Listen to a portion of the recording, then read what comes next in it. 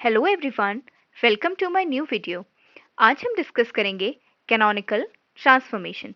जैसा कि आप सबको पता है, हमने यूनिट सेकंड में हैमिल्टन्स इक्वेशन ऑफ मोशन और उसके बाद उसकी एप्लीकेशंस को डिस्कस किया था। हमने एक और topic that was Hamilton's variational principle, वो भी हमने डिस्कस किया था। ठीक है, तो उसी सीरीज में आज हम कैनोनिकल ट्रांसफॉर्मेशन डिस्कस करेंगे। जब हम Hamilton equation of motion discuss कर रहे थे, देन आई टोल्ड यू कि हम हैमिल्टन इक्वेशन को फेज स्पेस के टर्म्स में स्टडी करते हैं। फेज स्पेस क्या था? जब आपका एक कोऑर्डिनेट जनरलाइज्ड कोऑर्डिनेट रहेगा और एक कोऑर्डिनेट आपका क्या रहेगा? जनरलाइज्ड मोमेंटम रहेगा। ठीक है, ये आपका क्या है? Phase space.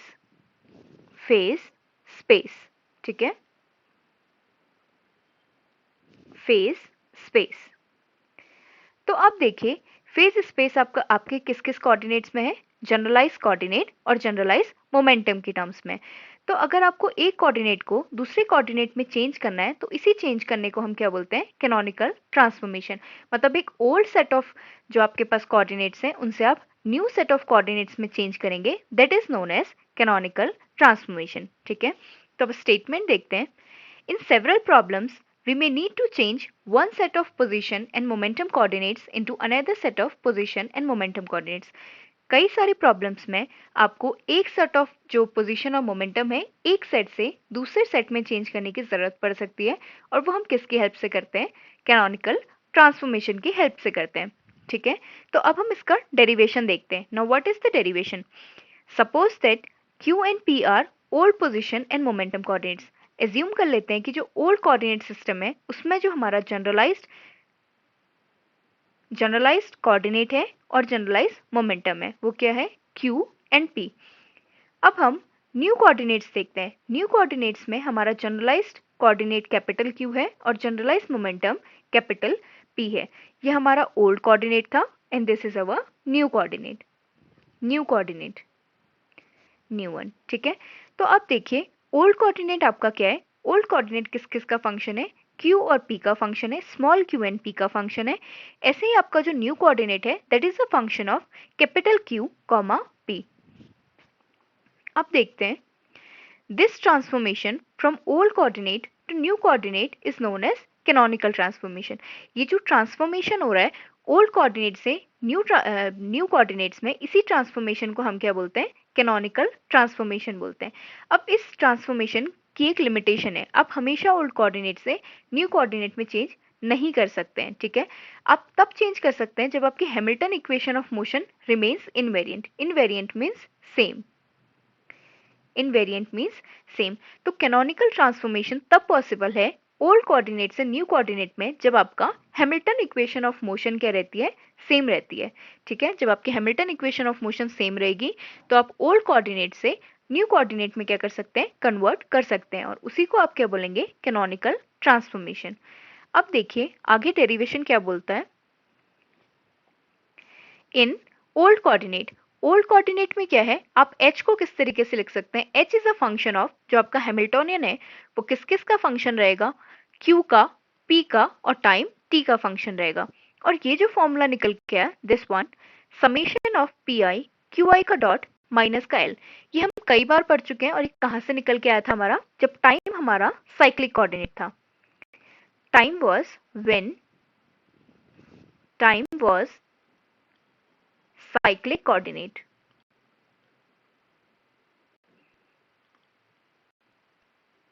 ठीक है, जब हमने टाइम को साइक्लिक कोऑर्डिनेट लिखा था, तो हमारा ये फॉर्मूला निकल के आया था, summation P I Q I का डॉट माइनस का एल। और जब हमने इसको इवेल्युएट किया था, तो इसकी वैल्यू किसके इक्वल आई थी? काइनेटिक एनर्जी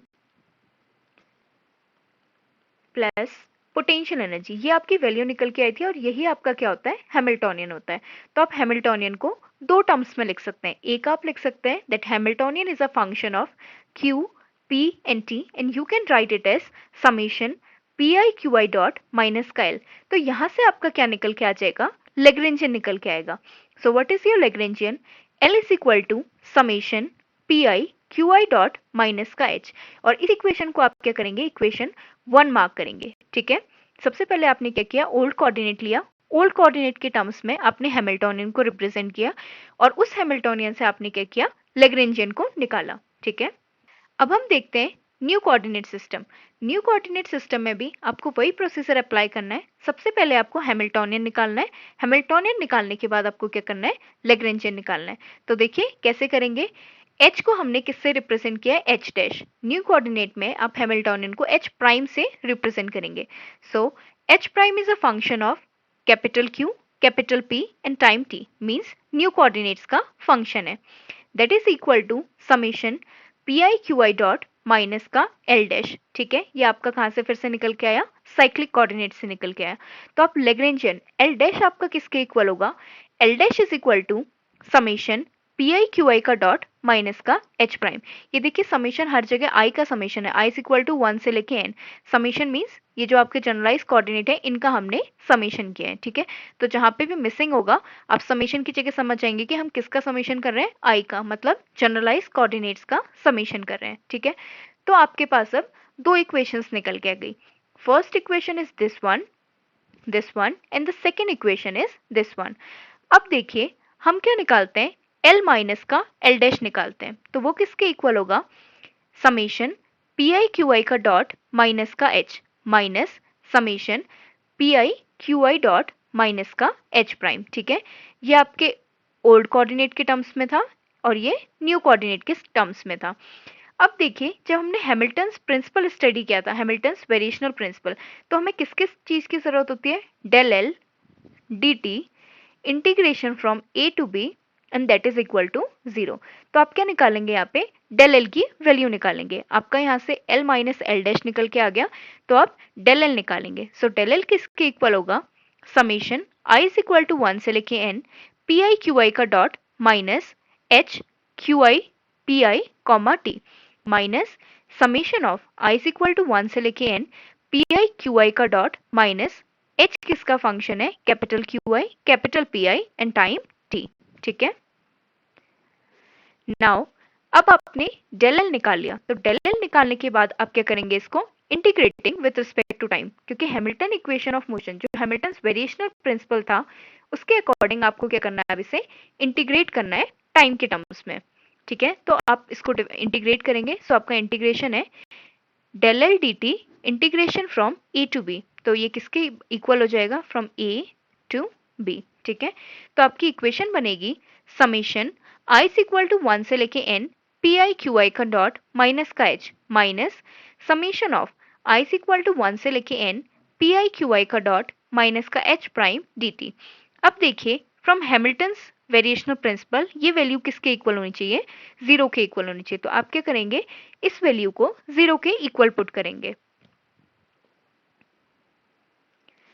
अब देखिए हैमिल्टन वेरिएशनल प्रिंसिपल से ये निकल के आता है। ठीक है, तो आप क्या करेंगे, जो ये वाली आपकी इक्वेशन थी इस इक्वेशन को 0 के इक्वल पुट करके देखेंगे।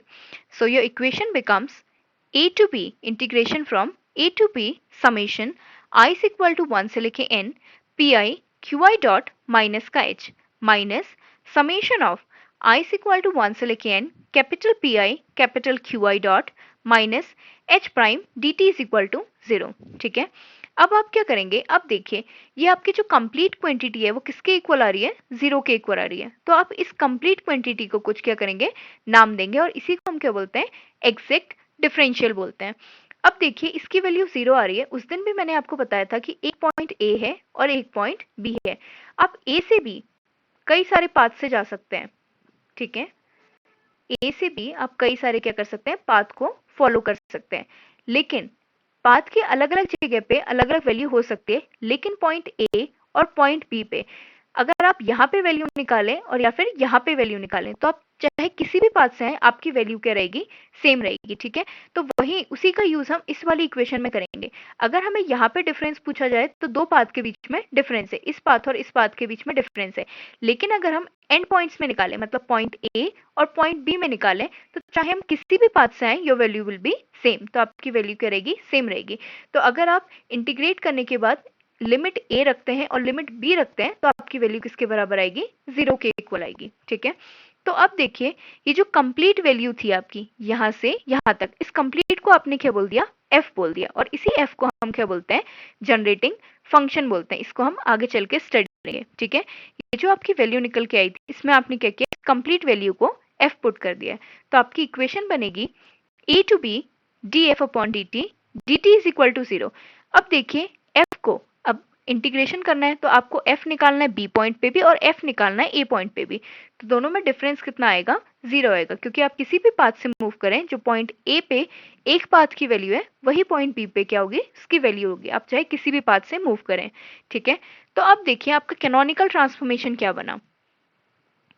ये जो कंप्लीट वैल्यू यहां से निकल के आई जिसका नाम हमने क्या रखा, f रखा, इसका कंप्लीट का नाम हमने क्या रखा, f रखा। यही इसी को हम क्या बोलते हैं, कैनोनिकल ट्रांसफॉर्मेशन बोलते हैं। तो आपका कैनोनिकल ट्रांसफॉर्मेशन क्या निकल के आ गया, summation i is equal to 1 से लेके n P I Q I का dot minus capital P I Q I dot plus H prime minus का एच प्राइम। आपने ये जो पी वाले जो टर्म्स है इनको साथ में ले लिया है और जो एच वाले जो टर्म्स है उन्हें साथ में ले लिया है। और मैंने बताया कि आप इसको किसके इक्वल लिख सकते हैं, D F upon D T के इक्वल लिख सकते हैं। आपने इसी वैल्यू को किसके इक्वल लिखा है, इसके इक्वल लिखा है। ठीक है, D F upon D T, आपने इन दोनों को क्या कर दिया है, इक्वेट कर दिया और यहाँ पे इक्वेशन को चेंज कर दिया। तो आपकी इक्वेशन क्या बन जाएगी, आपका कैनोनिकल ट्रांसफॉर्मेशन क्या बन जाएगा, is equal to D F upon D T. और ये क्या है, आपका एग्जैक्ट डिफरेंशियल है। एग्जैक्ट डिफरेंशियल है तभी तो इसकी वैल्यू 0 निकल के आ रही है। ठीक है, एग्जैक्ट डिफरेंशियल होने का मतलब है कि यहाँ पे वैल्यू 0 आएगा। तो ये f आपका क्या है, f आपका जनरेटिंग फंक्शन है। तो स्टेटमेंट क्या आएगा आपका निकल के, सो दिस, ये जो कैनोनिकल ट्रांसफॉर्मेशन है अकर्स थ्रू जनरेटिंग फंक्शन। ठीक है, ये जो कैनोनिकल ट्रांसफॉर्मेशन हो रहा है मतलब ओल्ड कोऑर्डिनेट से न्यू कोऑर्डिनेट में चेंज हो रहा है, वो किसके टर्म्स में हो रहा है, through generating function. Generating function के टर्म्स में हो रहा है, जो किस किस पे डिपेंड करता है, ओल्ड कोऑर्डिनेट्स पे डिपेंड करता है, न्यू कोऑर्डिनेट्स पे डिपेंड करता है और टाइम टी पे डिपेंड करता है। ठीक है, एक बार फिर से देख लेते हैं कि कैनोनिकल ट्रांसफॉर्मेशन क्या था। कैनोनिकल ट्रांसफॉर्मेशन आपका था जब हम हैमिल्टोनियन को फेज स्पेस में डील करेंगे। ठीक है, तो फेज स्पेस में आपके पास दो कोऑर्डिनेट्स हैं, एक कोऑर्डिनेट आपका ओल्ड कोऑर्डिनेट है और एक कोऑर्डिनेट आपका न्यू कोऑर्डिनेट है। तो अगर आपको ओल्ड कोऑर्डिनेट से किसी प्रॉब्लम में, ये आपको प्रॉब्लम्स में फेस हो सकता है कि आपको ओल्ड कोऑर्डिनेट से न्यू कोऑर्डिनेट में क्या करना पड़े, ट्रांसफॉर्म करना पड़े। तो आप क्या करेंगे, सबसे पहले आप चेक करेंगे कि ओल्ड कोऑर्डिनेट और न्यू कोऑर्डिनेट में हैमिल्टन इक्वेशन ऑफ मोशन क्या है। अगर Hamilton equation of motion same आता है तो आप ओल्ड कोऑर्डिनेट को न्यू कोऑर्डिनेट पे ट्रांसफॉर्म कर सकते हैं और उसी को आप क्या बोलते हैं, कैनोनिकल ट्रांसफॉर्मेशन बोलते हैं। और कैनोनिकल ट्रांसफॉर्मेशन का फॉर्मूला क्या है, ये अभी हमने निकाला, this is your canonical transformation. ठीक है, ये आपका क्या है, कैनोनिकल ट्रांसफॉर्मेशन है। इसकी हेल्प से आप क्या कर सकते हैं, ओल्ड कोऑर्डिनेट को न्यू कोऑर्डिनेट में चेंज कर सकते हैं और उसको चेंज करने के लिए आप एक फंक्शन यूज करते हैं जिसको हम क्या बोलते हैं, जनरेटिंग फंक्शन बोलते हैं। अब हम जनरेटिंग फंक्शन के बारे में कुछ डिस्कस करते हैं। ठीक है, तो सबसे पहले यहाँ पे लिखा हुआ है, so this canonical transformation occurs through generating function. ये जो कैनोनिकल ट्रांसफॉर्मेशन हो रहा है ये किसके थ्रू हो रहा है, जनरेटिंग फंक्शन के थ्रू हो रहा है। और वो किस किस पे डिपेंड करता है, ओल्ड कोऑर्डिनेट्स पे डिपेंड करता है, जो क्या है हमारे पास, Q I P I, capital Q I capital P I and time T. ये आपके क्या है, old coordinates, new coordinates and time T. इसका मतलब जो आपका जनरेटिंग फंक्शन है उसके कितने कोऑर्डिनेट्स हैं, 4n+1। 4 2n आपके इसके लिए आ गए, 2n for old coordinates, 2n for new coordinates and 1 for time T. तो जनरेटिंग फंक्शन किस किस का फंक्शन है, कितने कोऑर्डिनेट्स हैं इसमें, 4n+1 कोऑर्डिनेट्स हैं। बट देखिए क्या किया जा सकता है, but we can reduce in 2n+1 independent coordinates. ठीक है, लेकिन हम क्या कर सकते हैं, जो जनरेटिंग फंक्शन है वो 4n+1 कोऑर्डिनेट्स का फंक्शन है, लेकिन हम क्या कर सकते हैं उसे 2n+1 में चेंज कर सकते हैं। तो अब देखिए जो आपका जनरेटिंग फंक्शन है वो क्या क्या हो सकता है।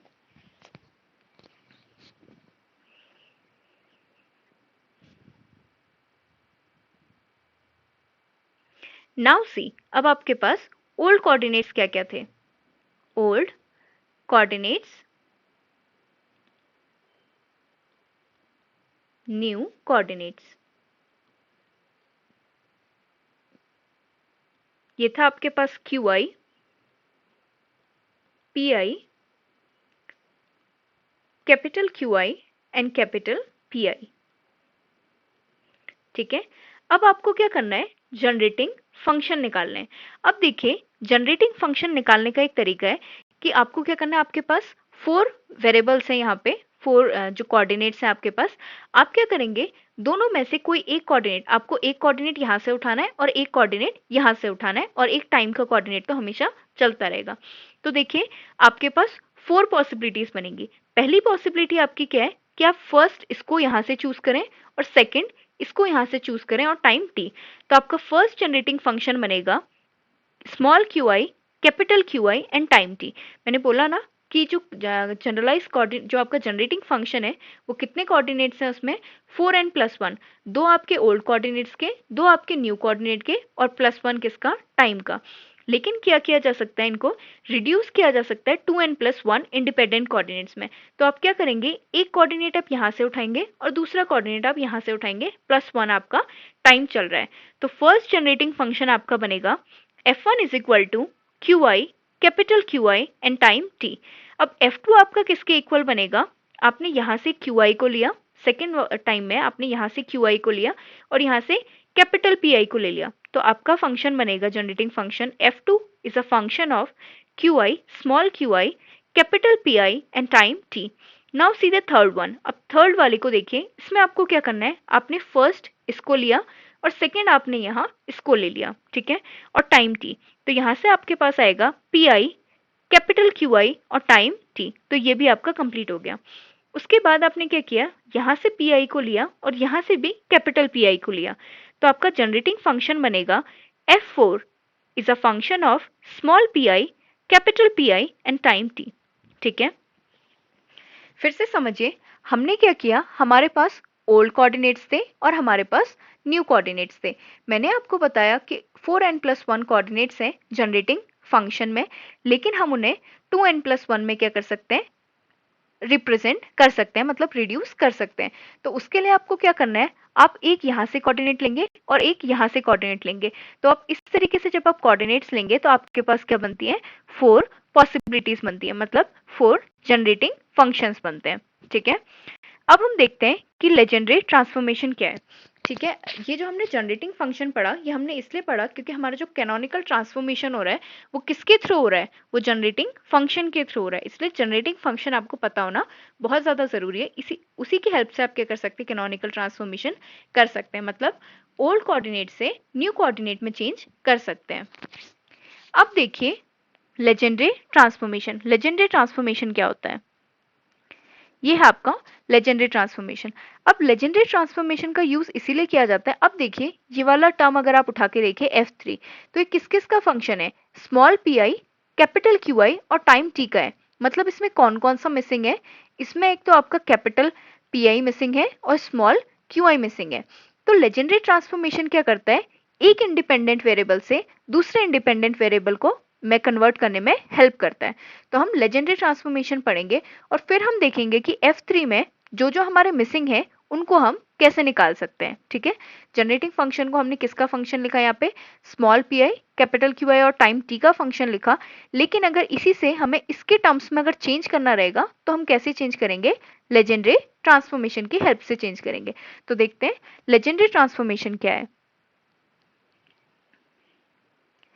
Let a function f x, y, ठीक है, मान लेते हैं कि हमारे पास एक फंक्शन क्या है, f x, y है। मतलब जो आपका f है वो किस किस का फंक्शन है, x और y का फंक्शन है, where x and y are independent coordinates. ठीक है, x और y आपके क्या है, इंडिपेंडेंट कोऑर्डिनेट्स हैं। अभी मैंने जनरेटिंग फंक्शन में आपको बताया कि स्मॉल पी आई का फंक्शन है, कैपिटल क्यू आई का फंक्शन है, लेकिन मुझे चेंज किस में करना है, कैपिटल पी आई और स्मॉल क्यू आई। मतलब मुझे एक वेरिएबल को, एक इंडिपेंडेंट वेरिएबल को दूसरे इंडिपेंडेंट वेरिएबल में क्या करना है, चेंज करना है। ठीक है, तो यहाँ पे भी हम वही कर रहे हैं। So let a function f x, y, f is a function of x, y where x and y are independent coordinates, जहाँ पे x और y आपके क्या है, इंडिपेंडेंट कोऑर्डिनेट्स हैं। तो सबसे पहले आप क्या करेंगे, df f में चेंज निकालेंगे। So that is equal to del f upon del x dx plus del f upon del y dy।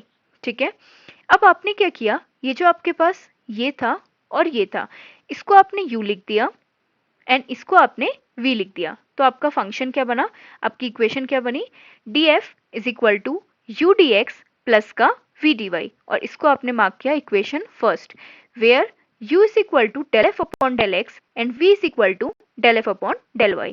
ठीक है, अब लेजेंडरी ट्रांसफॉर्मेशन क्या बोलता है, ये है आपका लेजेंडरी ट्रांसफॉर्मेशन। ठीक है, इसका आपको यूज करना है इस इक्वेशन में। ये किसने दिया था, लेजेंडरी ने दिया था। ठीक है, किस लिए दिया था, एक इंडिपेंडेंट कोऑर्डिनेट को दूसरे इंडिपेंडेंट कोऑर्डिनेट में चेंज करने के लिए लेजेंडरी ने ये ट्रांसफॉर्मेशन दिया था, जिसका हम यहाँ पे यूज करेंगे। और उसी की हेल्प से हम क्या करेंगे, जनरेटिंग फंक्शन को एक इंडिपेंडेंट कोऑर्डिनेट से दूसरे इंडिपेंडेंट कोऑर्डिनेट के टर्म्स में लिख पाएंगे। तो लेजेंडरी ट्रांसफॉर्मेशन क्या बोलता है, F dash is equal to F minus का यू एक्स। तो ठीक है, हमें किसका लेजेंडरी ट्रांसफॉर्मेशन निकालना है, डीएफ का निकालना है। तो हम निकालेंगे DF dash is equal to DF minus का यू डी एक्स माइनस का यू डी वाई। ठीक है, आपने इसको क्या किया, एक बार टाइम के टर्म्स में डिफरेंशिएट किया है। ठीक, अब आप क्या करेंगे, ये है आपके पास डी एफ डैश और ये किसके इक्वल आ गया आपका, डी एफ माइनस का यू डी एक्स माइनस का एक्स डी यू। ठीक है, तो आपकी इक्वेशन क्या बनी, अब देखिए यहाँ पे आपके पास डी एफ की वैल्यू थी इक्वेशन 1 से, तो इक्वेशन 1 से आप यहाँ पे पुट करेंगे डी एफ की वैल्यू, ये आपकी क्या है, डी एफ की वैल्यू है। तो आपकी इक्वेशन बनेगी D F dash is equal to U D X plus का वी डी वाई माइनस का यू डी एक्स माइनस का एक्स डी यू। ठीक है, तो यहाँ से आपका कौन कौन से टर्म्स कैंसिल हो रहे हैं, this one and this one term will be cancelled.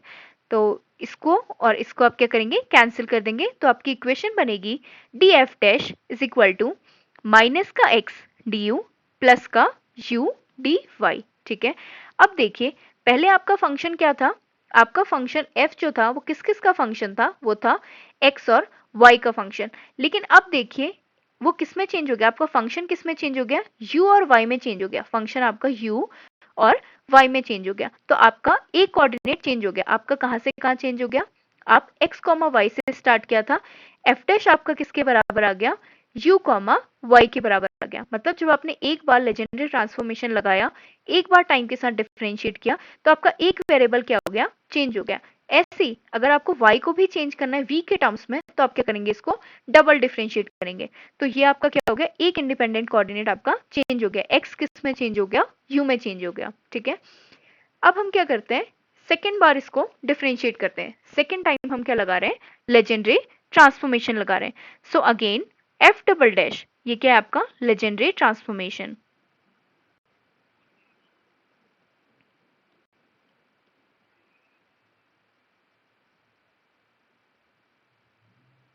Legendary transformation, तो लेजेंडरी ट्रांसफॉर्मेशन देखिए क्या बोलता है, एफ डबल डैश, जब आप सेकेंड कोऑर्डिनेट को भी, सेकेंड इंडिपेंडेंट कोऑर्डिनेट को भी चेंज करना चाहेंगे, तो आप क्या करेंगे, टू टाइम्स उसको डिफरेंशिएट करेंगे विद रिस्पेक्ट टू टाइम। तो आपकी इक्वेशन, आपका जो लेजेंडरी ट्रांसफॉर्मेशन है वो क्या बोलता है, F double dash is equal to F minus का यू एक्स माइनस का वी वाई। ठीक है, और ये किसके इक्वल हो जाएगा जब आप इसको डिफरेंशिएट करेंगे, so this is equal to D F double dash is equal to D F minus का यू डी एक्स माइनस का एक्स डी यू। आपने इनको क्या किया है, डिफरेंशिएट किया है, एक बार u के टर्म्स में, फिर एक बार x के टर्म्स में, फिर आपने इसको भी डिफरेंशिएट किया है, तो ये किसके बराबर आ गया, माइनस का v डी वाई माइनस का y डी वी। ठीक है, अब यहाँ पे जो df की वैल्यू है, ये आपने ऊपर भी कैलकुलेट की थी, उसकी वैल्यू आप क्या करेंगे, यहाँ पे पुट कर देंगे। ये आपकी क्या है, df की वैल्यू है। तो देखिए df डबल डैश किसके बराबर आया, df double dash is equal to U D X plus का वी डी वाई माइनस का यू डी एक्स माइनस का एक्स डी यू माइनस का वी डी वाई माइनस का वाई डी वाई। अब देखिए इसमें दो टर्म्स आपके कैंसिल हो रहे हैं, this one and this one, और ये वाला टर्म भी आपका कैंसिल हो रहा है, ये टर्म और ये टर्म आपका कैंसिल हो रहा। तो आपकी इक्वेशन क्या बच जाएगी, D F double dash is equal to minus का एक्स डी यू माइनस का वाई डी वी। ठीक है, ये आपकी इक्वेशन चेंज हो गई। अब देखिए पहले आपने कहाँ से स्टार्ट किया था, आपने यहाँ पे x और y से स्टार्ट किया था। फर्स्ट टाइम में आपका यहाँ पे u चेंज हुआ और सेकेंड टाइम में आपका क्या चेंज हो गया, यहाँ पे v चेंज हो गया। मतलब आपने जो आपका फंक्शन था f x, वाई। आपने यहाँ से स्टार्ट किया और 2 टाइम जब आपने लेजेंडरी ट्रांसफॉर्मेशन लगाया तो आपकी इक्वेशन क्या बन जाएगी? फर्स्ट टाइम में आपका x जो था वो u में चेंज हुआ और सेकेंड टाइम में आपका f डबल डैश था और आपका जो y था वो भी किस में चेंज हो गया? v में चेंज हो गया। तो 2 बार लेजेंडरी ट्रांसफॉर्मेशन लगाने से आपके पास जो ये 2 कोऑर्डिनेट्स थे ये क्या हो गए? 2 अलग कोऑर्डिनेट्स में चेंज हो गए। अब देखिए जनरेटिंग फंक्शन जहां पे हम देख रहे थे, ठीक है, ये था आपका जनरेटिंग फंक्शन। जो टोटल किस किस का कोऑर्डिनेट था? ये कोऑर्डिनेट था ओल्ड कोऑर्डिनेट का फंक्शन था, न्यू कोऑर्डिनेट का फंक्शन था और टाइम t का फंक्शन था। लेकिन इस इक्वेशन को देखिए, हमने ये जो जनरेटिंग फंक्शन है ये सिर्फ एक ओल्ड कोऑर्डिनेट को लिया है, एक न्यू कोऑर्डिनेट को लिया है और एक टाइम t को लिया है। अगर आप qi, अब मैं यहाँ पे अगर स्मॉल pi मतलब जो दूसरा ओल्ड कोऑर्डिनेट है और जो दूसरा न्यू कोऑर्डिनेट है, अगर इन्हें भी इंक्लूड करना चाहती हूँ तो मुझे क्या करना पड़ेगा? इस फंक्शन में लेजेंडरी ट्रांसफॉर्मेशन 2 बार लगाऊंगी और मेरा जो इक्वेशन है वो यहाँ से कहाँ कन्वर्ट हो जाएगा? इसमें कन्वर्ट हो जाएगा। तो अब देखिए हमें यही सब करना है आगे। हमें एक फंक्शन को उसके जो दूसरे जो कोऑर्डिनेट्स बच जाएंगे जिसके टर्म्स में हमने नहीं लिखा है वो हम निकालेंगे। तो ये आपकी इक्वेशन निकल के आई थी लेजेंडरी ट्रांसफॉर्मेशन से। So with the help of legendary transformation one independent variable can be written in terms of another independent variable. तो लेजेंडरी ट्रांसफॉर्मेशन की हेल्प से आप क्या कर सकते हैं? एक इंडिपेंडेंट वेरिएबल को दूसरे इंडिपेंडेंट वेरिएबल के टर्म्स में क्या कर सकते हैं? लिख सकते हैं। लेजेंडरी ट्रांसफॉर्मेशन का यही यूज है और मैंने आपको फॉर्मूला बताया था कि एफ डैश किस तरीके से निकालेंगे और एफ डबल डैश किस तरीके से निकालेंगे। तो यहाँ पे भी मैंने इसी तरीके से रिप्रेजेंट किया है कि फर्स्ट आपका जो फंक्शन था वो x और y के टर्म्स में था, फिर आ गया u और y के टर्म्स में, फिर आ गया u और v के टर्म्स में। अब देखिए जनरेटिंग फंक्शन को देखिए, ठीक है। सो फर्स्ट वन इज आपका ये क्या है? जनरेटिंग फंक्शन है। तो पहला जनरेटिंग फंक्शन जब हमने लिया था, ये देखिए qi और pi, ये आपके क्या थे? Old coordinate. और न्यू कोऑर्डिनेट आपके क्या थे? Capital qi and capital pi। तो मैंने आपको बताया था फर्स्ट टाइम में आप क्या करेंगे? इसको लेंगे और इसके साथ ये लेंगे। तो आपका फंक्शन क्या बना था? f1 is equal to qi, capital qi और टाइम t। लेकिन इसमें कौन कौन से मिसिंग है? इसमें एक तो स्मॉल pi मिसिंग है और कैपिटल pi मिसिंग है। तो हमको लेजेंडरी ट्रांसफॉर्मेशन लगा के या कुछ हमें डेरिवेशन करके हमें क्या करना है? अपने रिजल्ट को, मतलब ये जो स्मॉल qi है इसको pi के टर्म्स में लिखना है और जो कैपिटल qi है इसको pi के टर्म्स में लिखना है, ठीक है। तो अब देखिए स्टार्ट करते हैं। सबसे पहले ये जो हमारा जनरेटिंग फंक्शन था इसको हमने टाइम के साथ डिफरेंशिएट कर दिया। तो टाइम के बाद डिफरेंशिएट करने के बाद क्या आएगा? df1 upon dt is equal to summation i is equal to 1 से लेके n df1 qi, ठीक है, डेल qi, क्योंकि किस किस का फंक्शन है? qi का फंक्शन है, कैपिटल qi का फंक्शन है और टाइम t का फंक्शन है।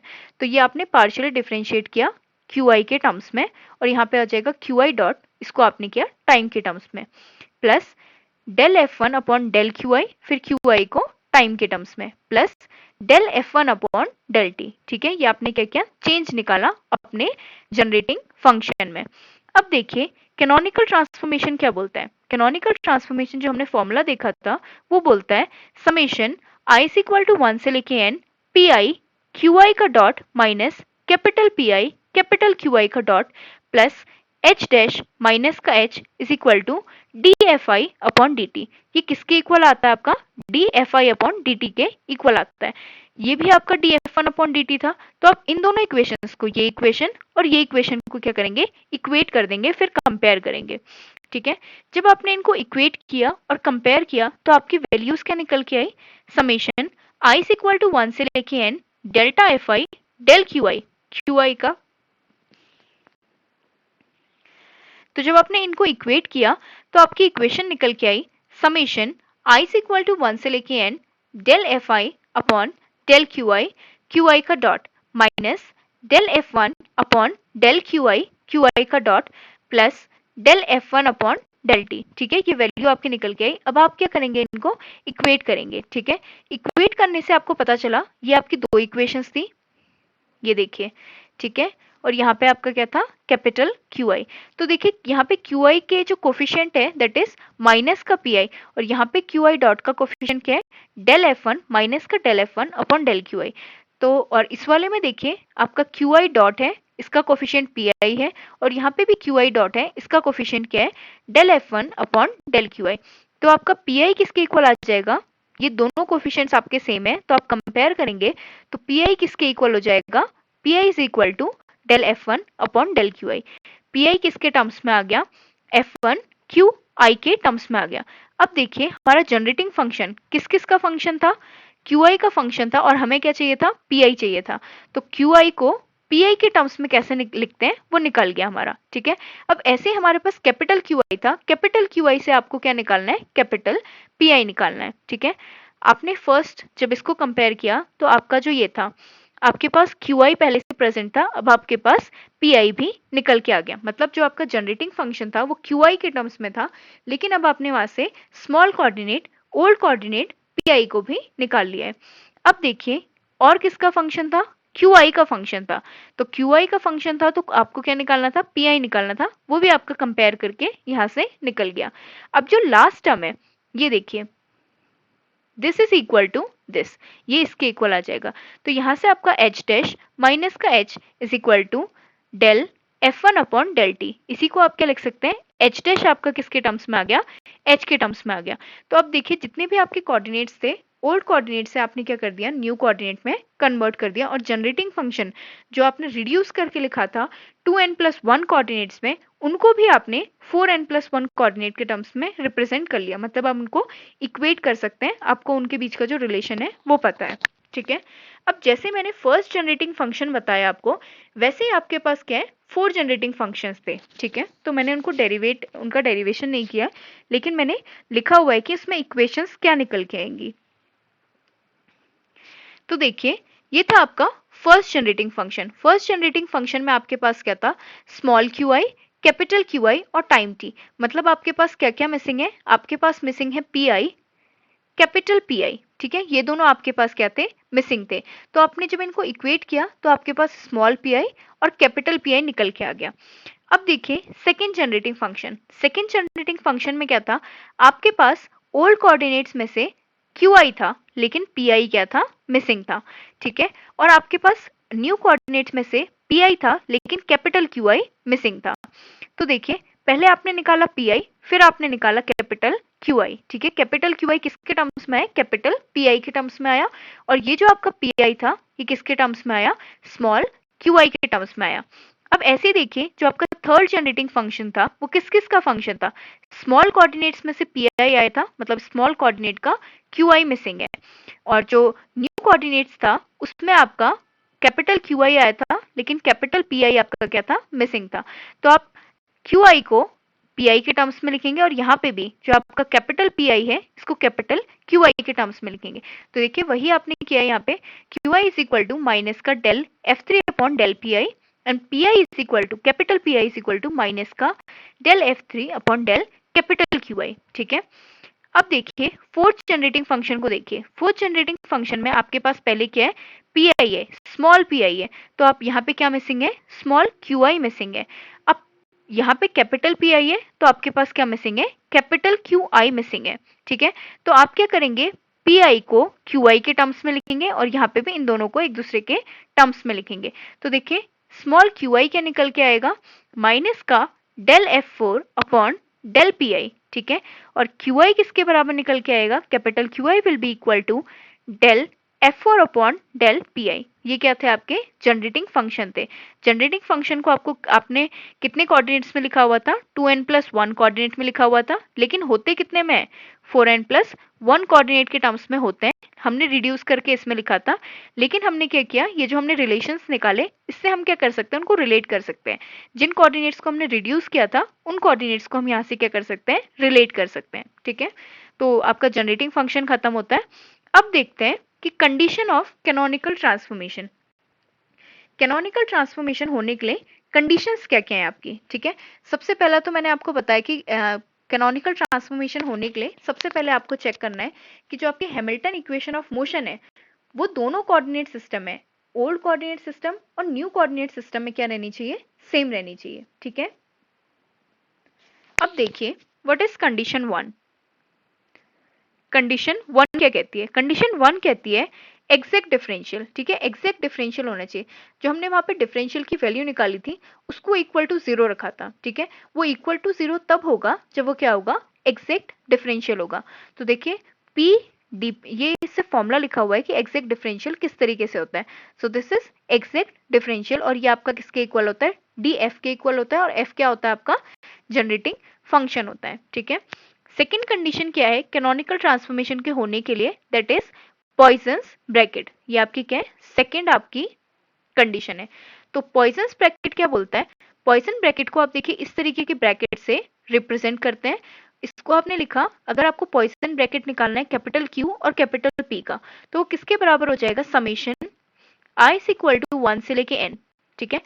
कैपिटल पी और कैपिटल क्यू और कैपिटल पी का आपको निकालना है, तो आपने लिखा ऊपर कैपिटल क्यू कैपिटल पी, यहाँ पे भी आपने लिखा कैपिटल क्यू कैपिटल पी, बीच में साइन माइनस का।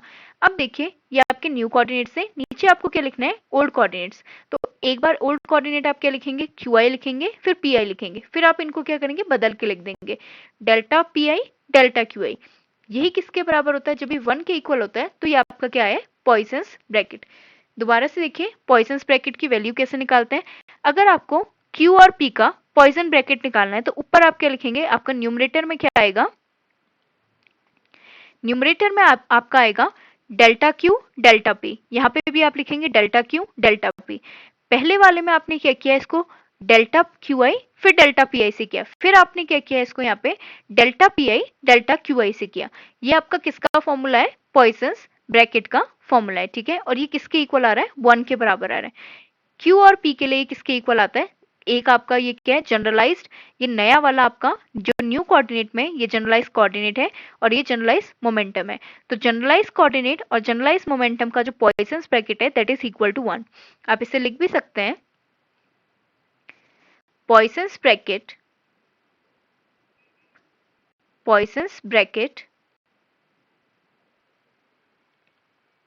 of generalized coordinate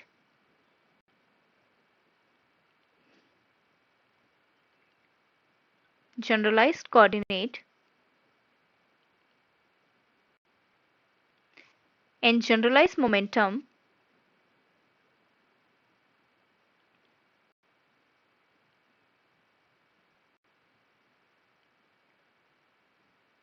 is equal to 1, is equal to 1, ठीक है। ये क्या निकाला आपने यहाँ पे, जनरलाइज्ड कोऑर्डिनेट और जनरलाइज्ड मोमेंटम का जब आप पॉइजंस ब्रैकेट निकालेंगे वो इक्वल टू 1 होना चाहिए। ये किसकी कंडीशन है, आपकी कैनोनिकल ट्रांसफॉर्मेशन की कंडीशन है कि जनरलाइज कोऑर्डिनेट और जनरलाइज मोमेंटम का पॉइसंस ब्रैकेट की वैल्यू 1 होनी चाहिए। और मैंने आपको बताया कि पॉइसंस ब्रैकेट किस तरीके से निकालते हैं। जिसका भी पॉइसंस ब्रैकेट निकालना होता है उसको आप ऐसे लिखेंगे, delta q delta b delta q delta b, और जो ओल्ड कोऑर्डिनेट्स हैं उसके टर्म्स में इनको ऐसे डिफरेंशिएट कर देंगे, ठीक है। तो ये वीडियो हम यहीं पे खत्म करते हैं। आज हमने पढ़ा कैनोनिकल ट्रांसफॉर्मेशन, ठीक है। कैनोनिकल ट्रांसफॉर्मेशन क्या था, ओल्ड कोऑर्डिनेट से न्यू कोऑर्डिनेट में किस तरीके से कन्वर्ट किया जाता है, that was our canonical transformation. और इसकी एक लिमिटेशन थी कि सबसे पहले आपको क्या चेक करना है कि आपकी जो हैमिल्टन इक्वेशन ऑफ मोशन है वो क्या रहनी चाहिए, इनवेरिएंट रहनी चाहिए। इनवेरिएंट मीन्स सेम रहनी चाहिए, ठीक है। ओल्ड कोऑर्डिनेट और न्यू कोऑर्डिनेट में जो हैमिल्टन इक्वेशन ऑफ मोशन है किसी सिस्टम के लिए वो क्या रहेगा, सेम रहेगा। उसके बाद हमने देखा कि कैनोनिकल ट्रांसफॉर्मेशन किसके टर्म्स में निकल के आता है, जनरेटिंग फंक्शन के टर्म्स में निकल के आता है। फिर मैंने आपको बताया कि जनरेटिंग फंक्शन किस किस कोऑर्डिनेट पे डिपेंड करता है, old coordinate as well as new coordinate. तो इसमें कितने कोऑर्डिनेट्स हुए, 4n+1 कोऑर्डिनेट्स हुए, ठीक है। लेकिन हम क्या कर सकते हैं, 4n+1 कोऑर्डिनेट को 2n+1 कोऑर्डिनेट सिस्टम के टर्म्स में लिख सकते हैं। तो इसी टर्म्स में हमने अपने जो फंक्शन था, जो जनरेटिंग फंक्शन था, उसको 2n+1 के टर्म्स में लिखा, ठीक है। 2n+1 के टर्म्स में लिखने के बाद अगर हमें उनको जो बच गए कोऑर्डिनेट्स 2n, उनमें अगर क्या करना पड़ेगा, ट्रांसफॉर्म करना पड़ेगा, तो उसको हम क्या बोलते हैं, किसकी हेल्प से हम ट्रांसफॉर्म कर पाते हैं, लेजेंड्रे ट्रांसफॉर्मेशन के टर्म्स में उसको चेंज कर सकते हैं, एक इंडिपेंडेंट कोऑर्डिनेट से दूसरे इंडिपेंडेंट कोऑर्डिनेट के टर्म्स में, ठीक है। फिर मैंने आपको क्या किया, एक जो जनरेटिंग फंक्शन था उसे आपको निकाल के दिखाया कि आपके पास जो कोऑर्डिनेट्स मिसिंग थे उनके टर्म्स में इक्वेशन कैसे लिखते हैं। फिर जो बचे हुए कोऑर्डिनेट सिस्टम थे, बचे हुए जनरेटिंग फंक्शन थे, उसके लिए मैंने आपको इक्वेशन इस तरीके से लिख के बता दी कि क्या क्या इक्वेशंस आएंगी जो उनको इक्वेट कर सकती हैं। फिर लास्ट में हमने देखा that what are the conditions of canonical transformation, की कैनोनिकल ट्रांसफॉर्मेशन की क्या क्या कंडीशंस है।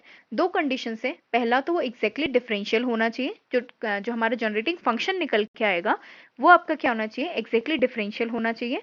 और दूसरा क्या करना चाहिए, पॉइसंस ब्रैकेट को फॉलो करना चाहिए। मतलब अगर आप जनरलाइज कोऑर्डिनेट और जनरलाइज मोमेंटम का पॉइसंस ब्रैकेट निकालें तो उसकी वैल्यू कितनी आनी चाहिए, 1 आनी चाहिए। ये आपकी क्या है कंडीशन कैनोनिकल ट्रांसफॉर्मेशन के लिए। अब नेक्स्ट वीडियो में हम डिस्कस करेंगे कि पॉइसंस ब्रैकेट क्या है और लेग्रेंजे ब्रैकेट क्या है। ठीक है, तो आज के लिए इतना ही रखते हैं। अगर आपको मेरा वीडियो पसंद आया तो please like share and subscribe. Thank you.